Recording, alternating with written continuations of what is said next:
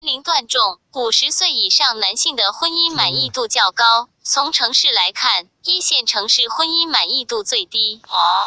1线城市男性在住房、收入、赡养老人、子女教育、就业压力上显著高于其他地区。个人月收入7000元及以下的，在1线城市将承受较大压力。中新网。2. 国家电影专项资金办公室截至12月23日，2019年全国电影总票房突破627亿元，国产电影占比超 63%， 年度新增银幕8843块，银幕总数达到68922块，全年票房过10亿元的影片共15部，其中国产电影有10部，全年票房前10位中，国产电影占8席。人民日报。3. 与80、90后相比，95后们的消费更追求品质化、个性化、仪式感以及健康投资。同时，95后们对于花钱的概念也与前辈们不同。据数据显示，95后超前消费的意识强，每月信用卡消费支出占月收入的0%到60%，43%的95后会选择分期付和最低还款方式。每日经济新闻。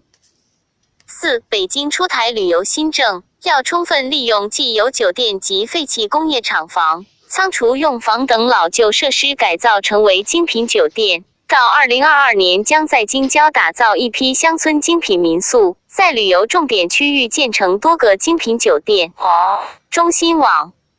5. 深圳从2020年1月1日起，将参照现行机动车驾驶证管理模式，对非机动车实行12分管理制，首先从快递和外卖行业开始试行。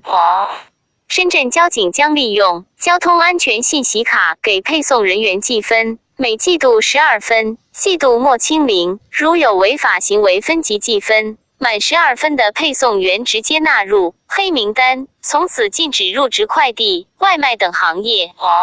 界面。6. 25日，中办国办印发一份重磅文件，其中提到的全面取消城区常住人口300万以下的城市落户限制，激起了舆论千层浪。几条政策比对下发现，这一轮开放宽大城市落户政策，影响的主力人群依然是农民群体，他们将从之前的自由进县城，转变为可以自由到部分地级市落户。这种梯度型的城市化政策与进城落户政策，在很大程度上贴合着中国的社会流动趋势。侠客岛。7. 摩拜2019年共有近18.92万摩拜用户通过阿普等渠道举报私占，破坏共享单车超27.87万次，涉及车辆超20.56万。其中，据北京市公安局通报，2019年以来，警方在打击涉及共享单车被人为损毁、占有、倒卖等违法犯罪行为的行动中，共控制2600余人，打掉团伙10个。凤凰科技。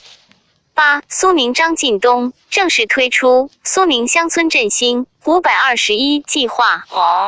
未来10年在乡村地区布局5000个苏宁村、2000个县级苏宁易购中华特色馆、10万家苏宁零售云门店。全天候科技。9. 中药协就给鸿茅药业颁奖仪式致歉，决定撤销本次表彰，修正错误，规范管理。近日在中国中药协会主办的一场发布会上，鸿茅药业副总裁分别荣获2018年度履行社会责任明星企业和2018年度履行社会责任年度人物奖荣誉称号。然而过去10年间，鸿茅药酒曾被通报多次违法。经济日报。10. 国防部、中国、俄罗斯、伊朗3国军队达成的共识，中俄伊海上联合演习将于12月27日至30日在阿曼湾地区举行。中国海军派西宁号导弹驱逐舰参加。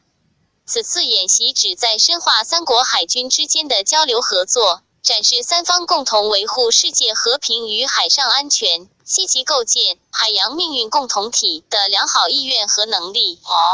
人民网11新英格兰医学杂志发表文章称，间歇性进食对人体有诸多好处，例如可以帮助减肥、预防心脏病、治疗糖尿病等等。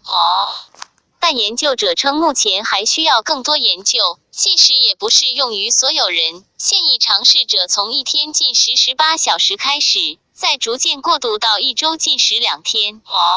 离视频12人生的丰富多彩得靠自己成全。不要一直待在黑暗潮湿的环境中，要学着走出来，向着阳光前进。